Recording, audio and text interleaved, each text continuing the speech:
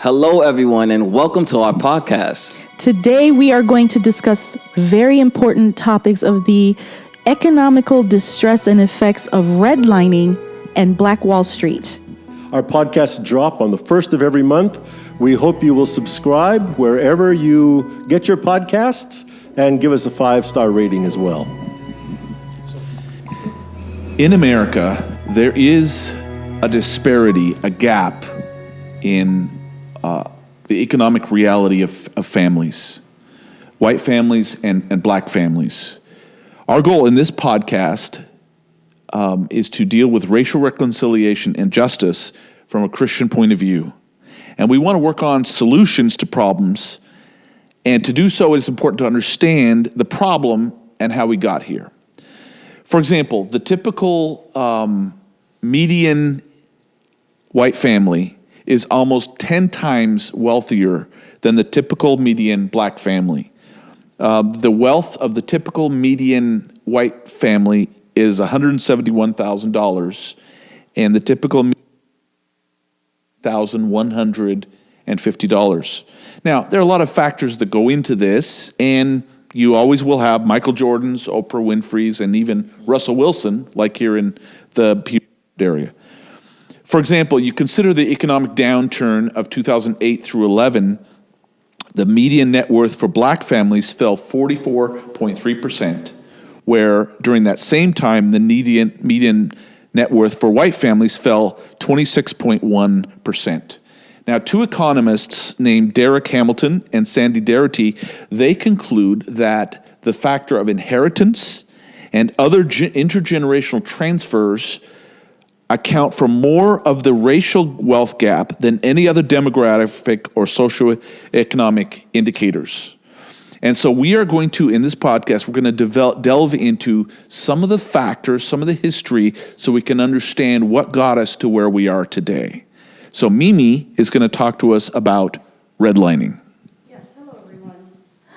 All right, the concept of redlining is mind-blowing. It has a lot of deep-rooted historical factors that contributed to the marginalization of communities of color in our country, especially black communities. And for those of you who have not heard about redlining up until this point, that's okay. We're here to explain it to you and give you some insight on what it is and how it has affected people of color, especially black people, throughout history up until our modern times.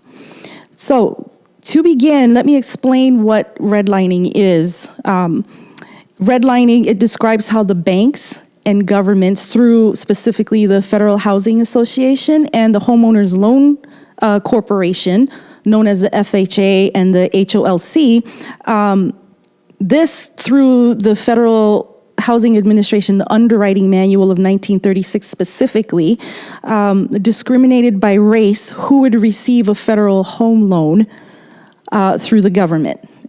And what that means is, what do you mean by race? Well, what I mean by is the government would specifically determine by race who would be granted a loan. So, for example, if I went to the bank back in 1936 and with great credit, great job, and wanted to purchase a home, get a loan to purchase a home, that would not be granted to me because I'm black.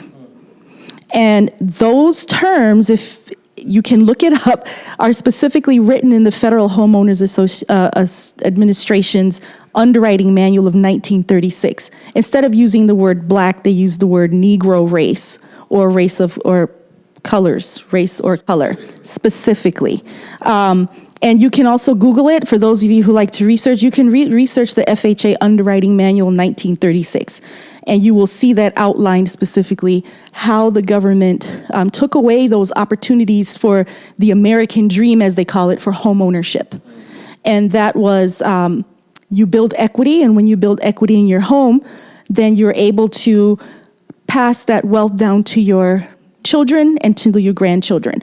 So the reason why this occurred during the Great Depression, a lot of Americans lost everything. a lot of stock market, whatever, they lost a lot. Homes, and the middle class started to dwindle because as that gap, the wealth gap widened during that era, like my mother used to say, the poor would get poorer and the rich will get richer. So how redlining came to be in our country, just a little history. During the Great Migration of freed slaves from the South coming to the northern states, a lot of those people went to cities like Detroit or Chicago or Philadelphia, Newark, New Jersey, New York City. Some of them went far west as California to Sacramento and San Francisco. And that's where they decided to settle. Washington, D.C. also. So when they left, remember, these people had no formal education. They couldn't read. Many of them couldn't write. So without that foundation for them, they were easily manipulated and marginalized because of it. This also has to do with the housing. So going, say, for example, to Washington, D.C., you have a group of black people, thousands and thousands of black people migrating to the north because they had in their minds, this is freedom, our lives will be better, we can make a living and provide for our families better, and we'll have some kind of equity, so they thought. But when they crossed the Mason-Dixon line, even though they were free physically, economically, socially, they still weren't. So when they got to the north, people were wondering, what do we do with them? Where do we put them? Can we have them in mainstream society? What kind of jobs are they going to have? Can they even mix with the rest of us? And that was a question that they had. So when they came across the Mason-Dixon line, these freed slaves or former slaves, were herded off into certain sections of the cities that wouldn't intrude with the other lives or with the white population.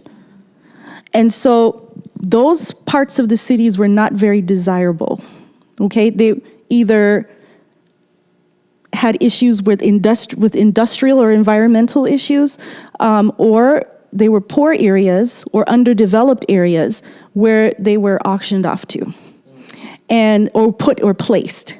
And then because these people had no formal education, no foundation where they can understand what is going on around them, they weren't told, well, here's what you can do by the government, okay, to better yourselves. So they were saying, well, here you are, you're free, now pull yourselves up for your own proverbial bootstraps. How do you do that when you're not given the ability to help yourself out of something horrible you just came from? So through the FHA, I'm going to call it the FHA, especially during the Great Depression, these people, some of them built up very great self-sustaining communities throughout the time, in Tulsa, Oklahoma, in Rosewood, Florida, and a lot of places. They built great communities and self-sustaining for themselves. In Chicago, however, when a lot of these people wanted to purchase a home, what the government would do was send out appraisers. And what these appraisers would do would go to where these people wanted to buy homes, or these black people wanted to buy homes, and they would appraise them, and they would look at the area they're in, and they would decide, well, this area is not good enough, I guess, I don't know the other word, but it's not good enough to receive a loan. These people might default on their loans, and that's a risk. So they use that as an excuse to say, well, we can't give you a loan, despite what other job they had, what credit worthiness they had. So what they do is go into the city, and they would decide what areas of the town or the city were considered desirable and hazardous. So what they do is take a map of that city, and they would color code that map. There would be blue, yellow, orange, and red. And those colors were very specific to who would get a loan, who would not get a loan. from the government. So these appraisers would go out and make these markings on the city. And that's what they call redlining. So what the blue meant is that, oh, this is a very desirable area. This is a very desirable area where mostly white people lived. And those places were beautiful, what people probably call the suburbs now.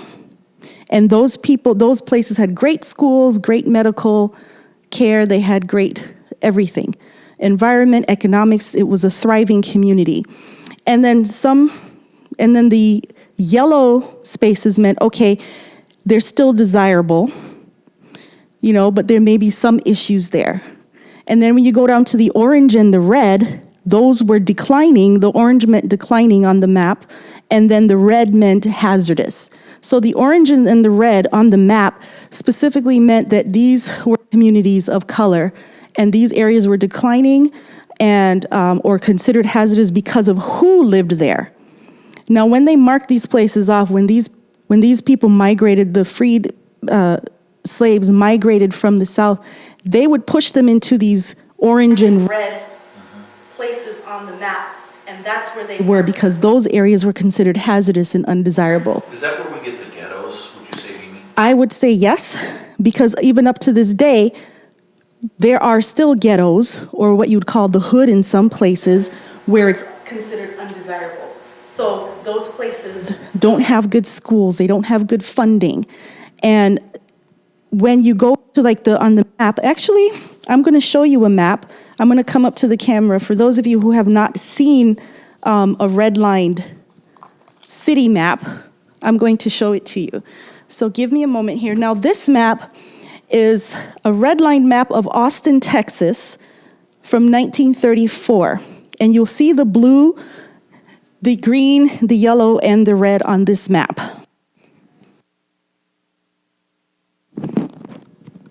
And so these red areas, as I described before, are the areas were considered hazardous. And those were the places where people of color lived, specifically Black people. The yellow are areas that are in decline, where there are other people of color groups. And then the blue and then the green here is kind of faded out a little bit. But you can see that the blue is where all the desirable neighborhoods are, and this green area is also considered desirable. And if you would like to find out in your state, for example, we're in Washington State. If you Google, you can Google anything these days, but if you Google Seattle redlined areas or redlining in Seattle, Washington, you will come up this kind of same map, and it will show you areas of Seattle that have been redlined back then, and where communities of color are in undesirable areas. So, given that information, I'm going to kind of, through the Depression era, up until the Civil Rights era, up until current times, the effects of this redlining have had the redlining has had drastic effects on the Black community still. You see the effects of it. And those are through education specifically.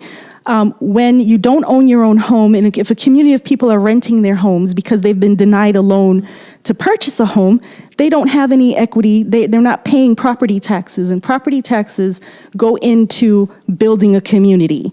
And part of that community is your education system, your policing system, your grocery stores, your health care, and all these other things that make a community thrive. So in a redline city, you will have the opposite of those. You'll have food insecurity, right? You'll have underfunded schools, which people would consider bad schools. And it's bad because why? Not because the kids are stupid. It's because they're underfunded. So they don't have the tools to get a proper education. So they don't have the tax base from the property value. They don't have the tax base from the property value to build thriving communities, because a lot of these people are renting, or if they're trying to sell their home, they can't get appraised at the correct rate that they were, that other families would get. And if these, let's say a Black family that lived in a redlined area, but they couldn't go and just move to another area, they wouldn't. No, they wouldn't sell them a house. They would not sell them a house. If they wanted to move, say, For example, when I lived in Minnesota, there was Minneapolis. Okay, the Twin Cities, you had St. Paul, you had Minneapolis, and there's certain sections of Minneapolis that were considered very desirable, like Bryn Mawr, and then you had South Minneapolis, where a lot of the refugees live. So if I brought, for example, as a black person in that area, brought myself up from the bootstraps, and I wanted to move to a neighborhood like Bryn Mawr in Minnesota, at that time, I would have a very difficult time finding a home there, or even anyone to give me a loan to even move there. So there's homeowners association fees. Like, a lot of people can't afford that, much less if, I can only afford my mortgage, but sometimes homeowners association fees are set up for a certain standard that they want to keep in the neighborhood. So I would be denied a loan because that area is white, and I wouldn't be allowed to move there. Doesn't matter my credit worthiness, doesn't matter what kind of job I have or who I am. It would just not matter because it's sectioned off and deemed desirable for white people only. How did this redlining then? So basically, Mimi, did this mean that you had less black families owning their homes and building equity and building wealth through the value of their home? That is true. For example, if a home cost, say, $100,000, right, and I could afford it, and if it was in an area that I found desirable, I wanted to live, in Bryn Mawr at the time, and my black family, I have 2 kids. I want the white picket fence. I want the mailbox, and I want the American flag waving out front. And if I sold my home in the black community, say if I owned it there, and that house cost $100,000, for example, and if I wanted to sell it, and if an appraiser came in, my appraisal would be, say, 26 to 30% less than if it would be for a white person who had owned it. And this is documented. This is documented. This is documented.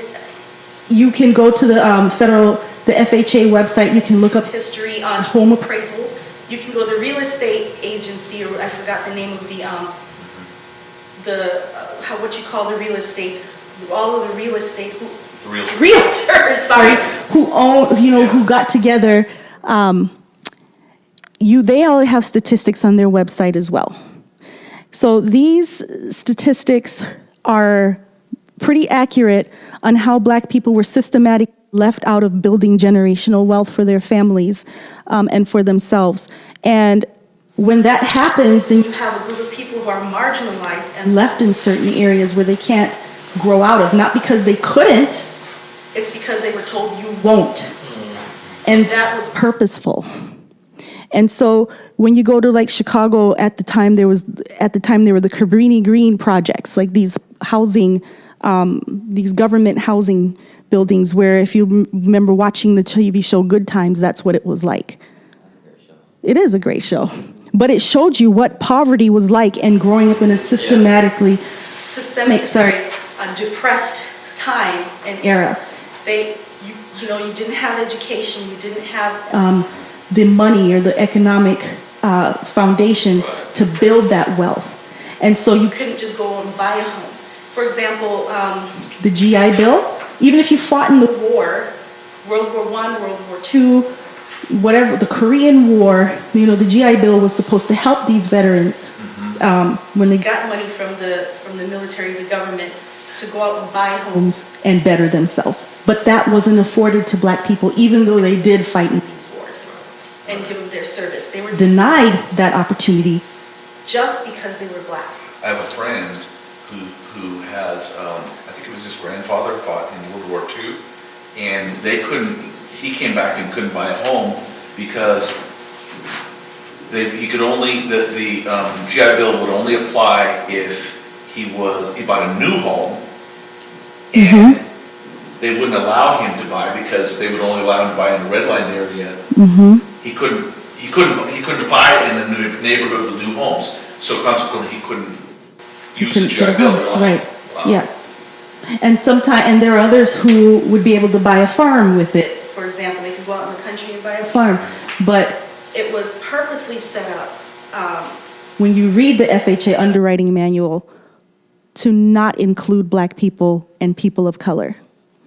And that was very distressing when I did a little bit of research on that, because it was like, why was it so important to marginalize a group of people that are trying, and it was demonstrated in, for example, in Tulsa and Rosewood and other communities throughout, like, for example, in New York City, Central Park, where there were thriving Black communities.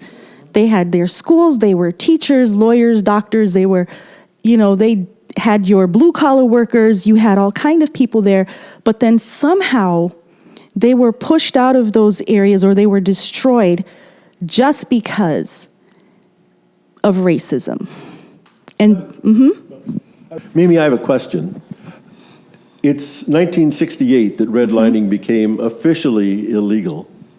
Now, that's only 2 generations ago, so we can certainly see how the effects of redlining before that would still be very much present in a reality, because other people have had multiple generations to build up equity and wealth. Absolutely. And 2 generations would not solve that problem. However, I wonder, are there ways today that even though redlining is officially illegal, there are methods that are used to keep African Americans from having the same kind of economic advantage of housing? Yeah, well, that is a great question, because some people think 1968 was so long ago, when actually it really wasn't.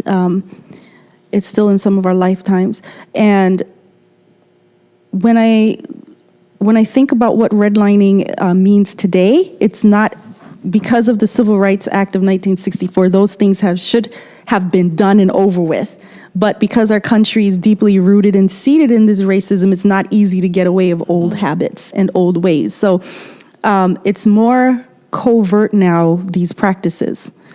And for example, I read an article, I think it was from last year, 2019, where an interracial couple, was a young Black man and a young white woman, were living in their home, and the young man wanted to get an appraisal on the home. Now, this young man, he probably was in his, I think it was his late 20s or his early 30s, and he had a great credit score, I think it was 800, and he had a wonderful salary and good job history. So he checkmarked off all of the things that are required for you to get a good appraisal. So he had called several banks to give him an appraisal based over the phone, or just to see what he would get appraised at over the phone. And he called about 3 or 4 of them. And just giving the basic information on, his salary, his credit score, and his job history, they said you would definitely get a loan because you meet all the requirements. What I thought was interesting when I read the article was, and the young man also thought, was that they asked him his race. And I thought that was interesting, because you shouldn't be asking people, what race are you, when you call to get information over the phone. So that was interesting. When he said, okay, I'm Black, then he was told not long after, oh, well, we're not giving out those loans or appraisals anymore. We can't give that to you. And he said, what? And that happened with all the banks that he had called. Wow. And so he thought there was a trend, and he thought, well, this is like a racist practice. So he asked his fiance, who was a young white woman, to do the same thing. Now, again, she also had a great credit score, job history, and she and a job history, and she was ready to call the banks. So she called the banks, the same ones that he had called, to see if there was some kind of issue. So when she called, she gave them the same information that they asked the young man, and then they asked her, what is her race? And she says, oh, I'm white. And she was approved immediately. So. Yeah, I heard a case just yesterday on NPR where a similar kind of thing happened with a couple that were married and had kids. He was white and she was Black, and they came to do a home appraisal. and they gave them a certain number. They thought it seemed low. So they got another appraisal, but for the second one, only he showed up. They took down all the pictures of their children and of her, and anything that would suggest that there was an African American living there. And the appraisal came in more than $100,000 higher. Yep.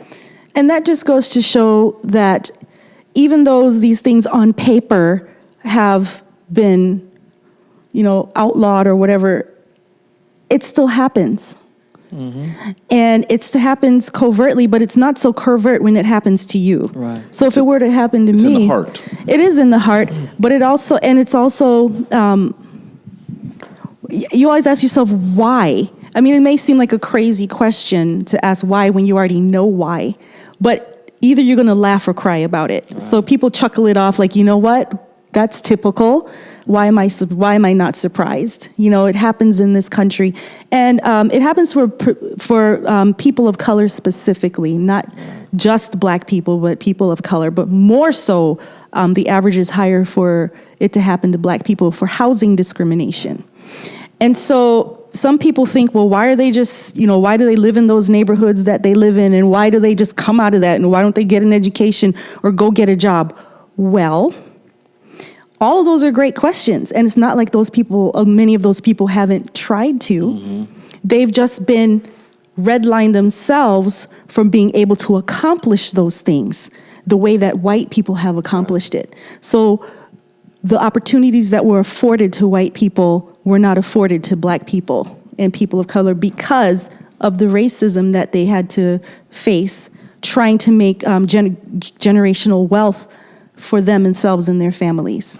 Right. I'm glad that you said that. So when I came to this country, there's a difference before I say this. There's a difference between African Americans, Africans, and Caribbeans. Ooh. So they are different. Yes. So when I came to this country, I'm a Caribbean man, right? One of the things that was ingrained in my head was you can't be like these lazy black people. Oh, yeah. I heard that. And it was like, they have all of this and they still can't further. Like, you have to work harder than the white people, and not only the white people, but you also have to work harder than African American people, the people that's already here that had all this time to do this thing. And I never understood why. It's just like, wait, what? And it makes sense because the redlining really put a barricade, a coverage, so they can't proceed. So it's just like, you have to be better than them. And I'm just like, wow. Yeah. And Caribbean, the Caribbean people would call African Americans lazy, not knowing that they had to have all of this barriers and burdens that they have to leap over, and they couldn't. Yes, very true. And even on that note, I have from Caribbean descent as well, and one thing that's also instilled in our head is education. Right. So you must go to school. There was no if, and, or but about it. This is you're going to school. You're going to finish high school, you're going to college, and after that, if you want to broaden your horizons, great. And when you come here, even though you're very well educated, some of them are brilliant people coming from the Caribbean to this country. Some of them, for example, their degrees are not equal to the ones in America, or their training, so they have to do it over to prove that they can do it here in America. And I thought that was interesting as well, because I grew up with that same mindset. You go, you get a job, you become a good citizen. You do what you're supposed to do to thrive. And when barriers for Black Americans specifically have been put in your way, those systemic, deeply rooted barriers, it's very difficult to get from under that. Right. And I think Pastor John, you had mentioned some families, like you have one or two families, like say for the Obamas example, who have come out of that, but that's not generational. Right. That's just like your, or the Oprahs or your other famous people who have made a living and have wealth. But for like the middle class people, that was not the case in this country. I heard a figure that said the homes of all people of color were appraised fairly and equally to the way white homes are appraised, that it would immediately give $148 billion of additional wealth to people of color in the country. Yeah. There, in 2020, It's there's astonishing. a projected $765 billion will pass to people in the form of inheritance. And it makes you wonder, hearing what you said about redlining, Mimi, how much the black people in our country have lost that they could have passed on because of the limitations and the barriers that were there. And that's a very sad, I must admit to being very sad. What I do want to say is I know some mortgage brokers and I know some real estate people who are honest. So we're not trying to say this is all people in that industry. But it does seem that there still, even though laws have been passed, there are still obstacles that people are having to deal with. And you can change the law, but it takes longer to change the heart. Correct. So as we look at, there's another subject that we want to address today. As we're trying to understand the disparity in economic reality. And that is, we want to talk about a very sad example, but that helps us understand another thing that has held black people back, and that is Black Wall Street. So, Hans, why don't you introduce us to that subject? Okay. I was rattling my mind on how can I present this topic, because it's such a beautiful topic. I don't know if you all have seen the movie Black Panther. Have the Marvel movie Black Panther. If you haven't, you should. It's a really good movie, and there's this fictional place in Africa called Wakanda. And Wakanda had so many things in Wakanda, the richest things, and businesses successful. They had technology that you couldn't even speak of. And it was great. And it was just all black people there.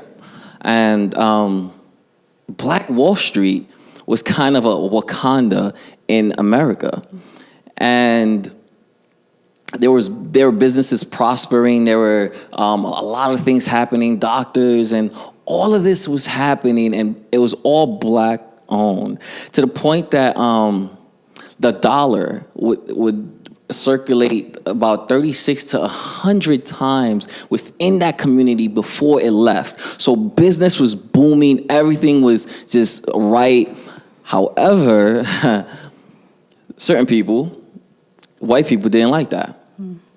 And before we dive into this, I have kind of a key things to say about this. So one of the guys that founded the Black Wall Street in Tulsa, Oklahoma, was O.W. Gurley. He founded that, and he built it. He was one of the I guess one of those, I'm not going to say smartest, but he was like a business-oriented man, and he continued, and he had other people with him that helped that happen. He was the son of former slaves. They created the Greenwood district in Tulsa, Oklahoma, as a black refuge. So where black people came that was getting beaten from the South, they came and they just had a place to stay, a place to just rest, to not die. And it kept growing and kept growing and it kept growing, to the point that all these businesses were made. Hospitals, movie theaters, restaurants, whatever you want to, whatever you can imagine that was that you can imagine that was there. Tulsa, Oklahoma had it. So these are the things that was just booming, right? And the black wealth was extremely high in that. It was extremely concentrated within the Black Wall Street. And it was just happening. Black people was loving it. You could look online and you could see there's rare footage of how successful the black people were. And it was amazing. So this was what's happening in around the World War I. And most of the troops were out to fight the war, and jobs were just, there was not a lot of labor, so jobs were losing, and America was losing money themselves because of this war. So black people stepped up. They left the South, and and they just migrated across lands and to the north and whatnot, and the west, whatnot, and to try to find refuge and trying to find work. And black people was accepted because there was no one that was doing the labor. So this was something that was big for the black people. So then there was other pockets of places within the country where black people was prospering. So it was not only Tulsa, but there are other places, but we were gonna just focus on the Black Wall Street, Tulsa, Oklahoma. And this was happening. Black people could experience their blackness because everyone within that community they looked like them. They had the same story, they experienced. So there was bars that were opening, dance clubs. Everything was just so right at that time, right? Because the war was happening and there was not white males that was trying to dominate or oppress these people. After the war, 1919, when everyone came back, things turned terribly wrong. The white people came back, the white men came back, and they were saying black people were still in their jobs. It was a bad summer. They even classified this summer as the Red Summer. Mm-hmm. And the white people came with the Ku Klux Klan, great old Christians, with the Ku Klux Klan, and they wreaked havoc. They started a massive riot, and the reason why it was called Red Summer is because so many black people were dying. They killed so many black people at that point. Mm. Disgusting. It's like the savagery. They just turned on a savage mode. It's like, okay, let's kill. And this was what's happening. And Black Wall Street is not like a place that was like, no whites allowed. No, we didn't have that power, right? You could enter and prosper as well. They just didn't want to prosper with us. They just like, I want this. Mm-hmm. This is my land. I fought for this. And I have the right to have this, the privilege of the mindset of that time. And the funny fact is, yes, in World War I, white people were fighting for America. However, if the black people didn't step up, the economy would have crashed completely. Because the wealth of Black Wall Street and other pockets within that country was blossoming. So after the war, this happened, the Red Summer, and it was disgusting. This was 1919, I said. So now for the original story for the Black Wall Street, which was in Tulsa, Oklahoma, was in 1921. So this was a race riot, right? And the reason how this happened was they always use this. A man... not even assaulted, was accused wrongfully for assaulting a white woman, a black man. And at this point, black people were together, we were powerful, we were strong, and it was like, this is not happening. But they took him, the police officer took him, put him in jail, and the black people stood up and was like, no, this did not happen. This is a false story. This is a fable. Right. And black people was like, no, we're not going to let this happen. So they tried to break him out of the prison. They tried to take him free because he did not do this. He was an innocent man. And all hell broke loose from there. At this moment, it's just crazy and it's painful to talk about or even think of. The things that was happening because of a black man falsely accused of assaulting a white woman.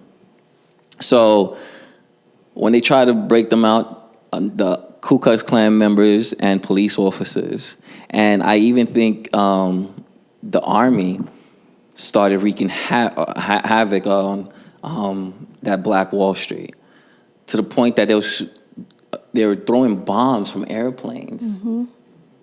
Like it's like if it was a war, like what? They were throwing bombs to Americans. Mm-hmm. Let that sink in. That's sobering. That's like, you just came from a war. And not even that you just came from this war, because black people were prospering so well, you put a false illusion out there, like, oh man, this is guy that let's just make this story. This guy that assaulted a white woman, and we could go and wreak havoc.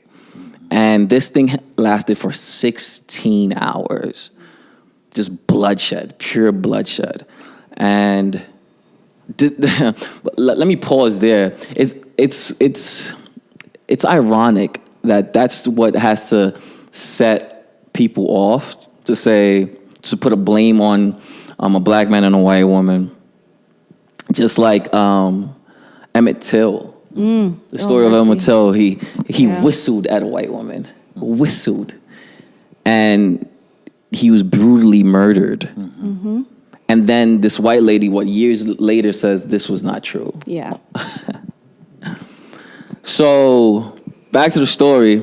After this happened for 16 hours of just pure bloodshed, businesses was burned to the ground. I have the amount, I don't want to butcher it, so I want to say it the correct way. So, over 10,000 people were left homeless. 35 city blocks housing, which was housing about 1,256 people, was destroyed. 600 successful businesses was lost. 21 restaurants, 30 grocery stores, 2 movie theaters, and a hospital.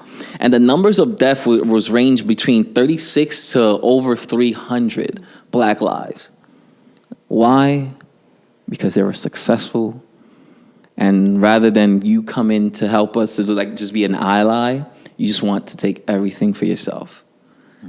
And that's ridiculous. And Christians played a part in it. And that's the sad part. Christians played a part in this brutality, this savagery. And people would with that sentence say Christians didn't play a part. And yes, they did. The Ku Klux Klan classified themselves as a Christian group. And not even that, there were Christians that played that part. And you could see within the footage, that rare footage of things being burned. And it was disgusting. So after that, right, it was called the boom bust. The Greenwood district was rebuilt, and black people started all over again. They thrived again. And then the end of legal segregation happened, the movement of black people and the dollars of the community. So they rebuilt from scratch, and they started building again. But then, as you know, they remember I said the dollar would circulate within our community 36 to 100 times before it left. That's how wealthy we were. Now the dollar will circulate almost, we're talking about now, now this dollar will circulate only 6 hours before leaving our community. Wow. Hence why we have no wealth. Now it's just drugs and addiction and all of this happen. And one of the reasons, one of the reasons I don't like the word reconciliation is because of this. I'll read it. In June 2001, the Oklahoma State Legislature passed the 1921 Tulsa Race Riot Reconciliation Act, which provided college scholarships, this little mini scholarship for the descendants of the Greenwood from the Greenwood, a part to the events that were happening. And they developed the Greenwood district. So all that they did was just give them a scholarship. And is that enough? No. Out not of at all. everything that happened, it's like, oh, we'll give you. And this is 2001. This happened. They passed this law. Like, oh, let's reconciliation. Let's give them this scholarship, and for those who were affected or their families, and we're done with it. So with all these businesses that were owned and destroyed, were they able to file insurance claims? Yo, Bill, you're funny. If that was a real question. Well, I mean, it's a good question. It's a very good question. No. In other words, John, it looked like you were going to say something. Well, all of their policies had a provision in them that said they were null and void if the damage came from a riot. And so they called it a riot. They officially named it a riot. Yeah, Of course, now it is no longer called a riot. It was a massacre. correct. It's not a riot. Correct. But because they called it a riot, the insurance companies didn't pay anything, so no one got a dime from that, any yep. insurance policies. Wow. And there were no reparations of any kind from the city. No. Wow. None. And there was not a single white person charged with any crime. There's a and there shock. was no police protection. No. That's right. Because No, some of them police were involved. The police- The They were police involved. deputized 500 Yeah. whites and gave them guns. Correct. In To Greenwood. help. Yeah. In Into Greenwood, Greenwood. yeah. On that day, when it started, they deputized 500 whites, gave them guns, and they went out and So slaughtered. this was pretty intentional then. Yeah. Yes. Oh, absolutely, It absolutely. was plotted. It was. It was plotted. So, Let- please, John, please. Well, Hans and I decided I'd fill in a little bit after he told Yes. the story of some of the background and then some of the aftermath. If you go back a ways even, the way African Americans first came to Tulsa area was as slaves of Native Americans. Native Americans populated Oklahoma during that Trail of Tears when they were forced out of the South because they wanted the land for cotton, and so they didn't want Native Americans there. They forced them. They went to Oklahoma, but some of them had slaves, and about 7,000 slaves went with the Native Americans in the early 1800s to Oklahoma. Then, of course, the slaves were freed, and so they had a community there and were able to get land in the same way as the Native Americans. Yeah. So that community grew, and then around 1900, they discovered oil in Tulsa, and it became a huge thing. And so then whites started coming. It was like the gold rush of California. It was the oil rush. The jobs. And they came to work in the oil fields, and more blacks came to, and most of them, of course, worked for them. However, in 1907, Oklahoma hit statehood. And with statehood came segregation laws. In fact, they had a law that said if there was a community where 75% of the people were white, no homes would be sold to a black. Yeah. And so the black community there took the lemons and made it into lemonade. They had their own community, and they thrived. And it's really amazing to see how they thrived, the kind of education that people had. Remember, this is only less than 50 years after it was illegal to teach one of the slaves to read or write. Yeah. Right. Yeah. And now you have a whole community of entrepreneurs who are well educated, who revel in the arts. There's a woman named Olivia Hooker who died just 2 years ago, less than 2 years ago, at age 103, who was a 6-year-old survivor of the massacre. And she said that her sister, they had a grand piano in their home, and her sister would play Bach, and even whites would come and listen to her play. The day of the massacre, she and her sister and her mother hid under a table and saw people come in and loot their house, chop the grand piano to pieces, and but she said that they knew that things were building up, that there was a stockpile of guns. The whites had already decided that they were jealous and something was going to happen. It wasn't just spontaneous. Supposedly it was this spontaneous event where the Dick Rowland, this young man who's a shoe shine boy, has to go up to the 3rd floor of a building to find a restroom where an African American could go to the bathroom. And he goes up an elevator, and the elevator jerks. And as it jerks, he somehow touches her and she screams. And then he ran, and that was it. And they came to her, and she never pressed charges. She screamed at the moment, but she knew that he wasn't trying to attack her. Right. But the headlines of the paper talked about, police, NAB. They exploited this. They Yes. exploited this. The Tulsa Tribune, the white paper in town, exploited it terribly. Yeah, they found an excuse. And then afterwards, they continued to cause problems. And let me read, I'll read this because I want to get it exactly right of what they said. But 3 days after the massacre, the white paper, the Tulsa Tribune, let me find it here.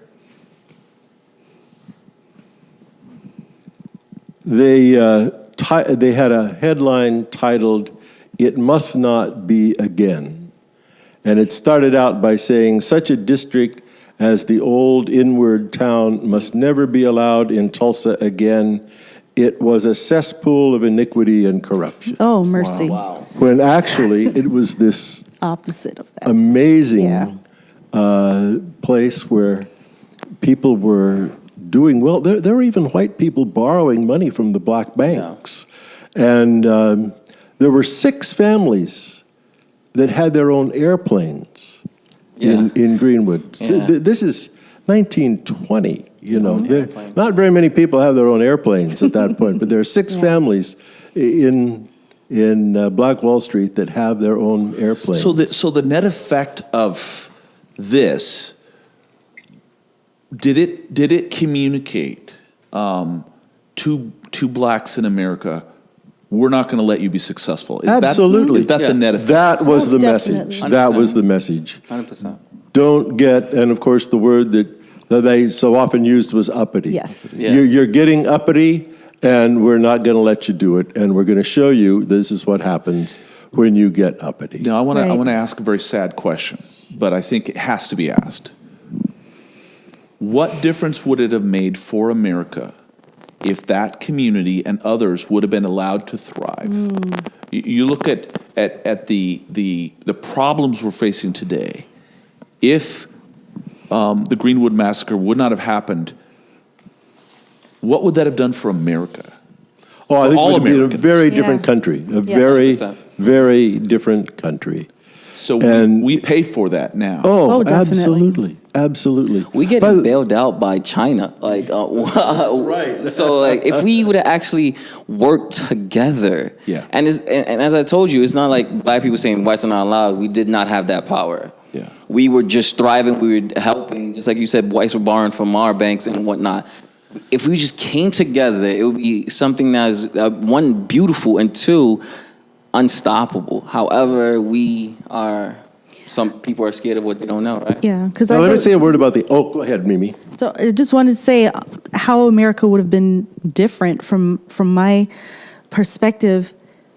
I don't think it would have been this way where the current state we're in right now. Tension. The tension, the grief, the sadness, the hatred. I believe if people were to, we were able to build our wealth or just, thrive the way we're supposed to thrive and share what we've had, like a community of believers, like in Acts chapter 2, we wouldn't, especially the church members, we would not be in this state right now. Right. And yes, it would have looked vastly, incredibly different. John, you wanted to say something as we wrap up here. You wanted to say one more thing. Well, let me just say a couple of things about the aftermath very quickly. They passed laws to try to discourage them from rebuilding. Zoning laws Yes. and building laws Correct. and so forth that were specifically designed to keep them from rebuilding. But there was still, as Hans said, significant rebuilding. Right. The amazing thing is that the whole thing was swept under the rug in both white and black communities. Yeah. And kids grew up just a generation later never knowing what Right. happened. It was wiped out of all the history books. The Tulsa Tribune newspaper has a section where they say what happened 10 years ago today, what happened 15 years ago, what happened 20 years ago, 25 years ago. Never did Black Wall Street occur when they talked about what had happened. 300 murders, and it's not. It's not mentioned. In 2017, just 3 years ago, a book was published on the 120-year history of the Tulsa Fire Department, 1897 to 2017. Wow. There is no mention whatsoever of Black Wall Street. Wow. Where this whole area burned down. Yeah. Wow. I think the biggest tragedy, pardon me, as we think about what happened, we talked about how the country would be different.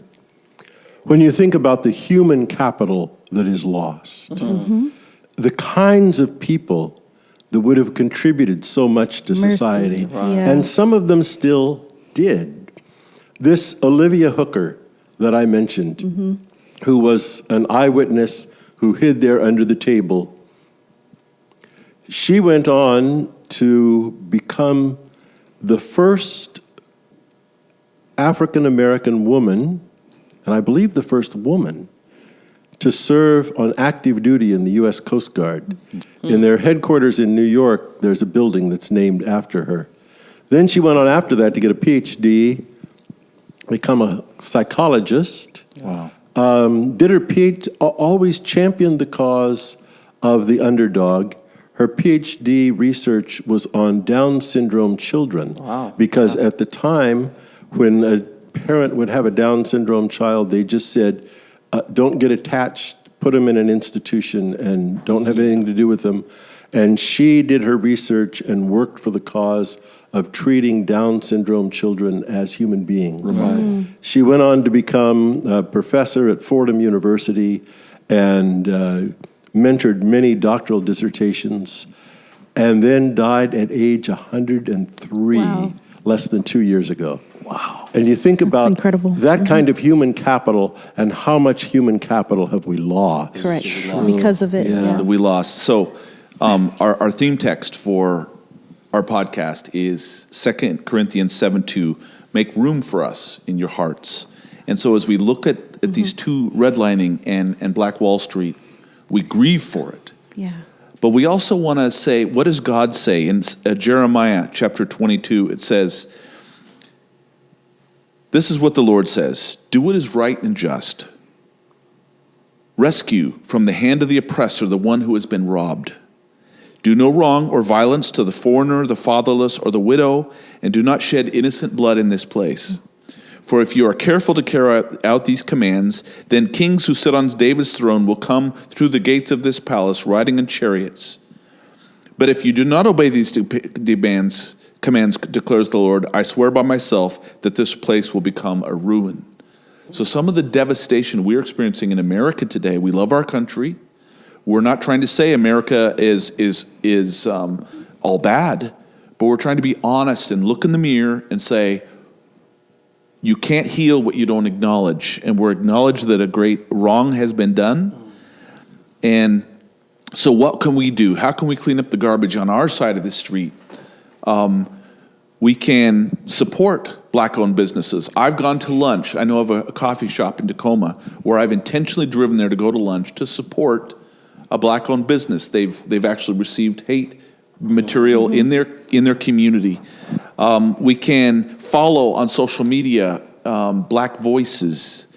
We can educate ourselves and our children about some of these realities, because when we don't learn from history, we will be in danger of repeating it. And I can think of one white woman who's a doctor, and I want to be very careful that I'm not talking about being a white savior. I don't believe in that.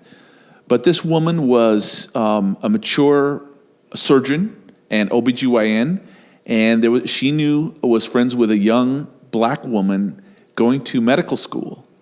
And so what she did is she helped her buy her textbooks, and she recognized the brilliance in this young woman, the same gifts and talents, and she was further down the road, so she bought her textbooks. She gave her a little stipend to help with expenses, and she flew down to California to attend her graduation from medical school. Clean up the garbage on our side of the street, show the love and compassion, and do what we can to make our world a better place. Make room in your hearts for us. Thank you for being with us. And our podcast in the month of November, we'll have Aaron Jones as our special guest. And so thank you, Hans and Mimi and John, and to Ernesto, our producer, and Hannah. And I have one Please. more thing to say before we close, because I think this is very important, very Please. quickly. For homework, for those of you who are listening and watching, Please. there's a powerful story that you must listen to and or read in The Atlantic. You can find it online. It's called The Case for Reparations, and it's by Ta-Nehisi Coates. The Case for Reparations by Ta-Nehisi Coates. It dives deep into the issues that we discussed here about redlining in Tulsa, Oklahoma, and Black Wall Streets and other communities of color. I highly recommend it if you want to understand more about how we have come to be where we are in our country today. Again, the name of that cover story in The Atlantic is called The Case for Reparations, and it's by Ta-Nehisi Coates. Thank you, Mimi. Thank you so much for being with us, and blessings to you today.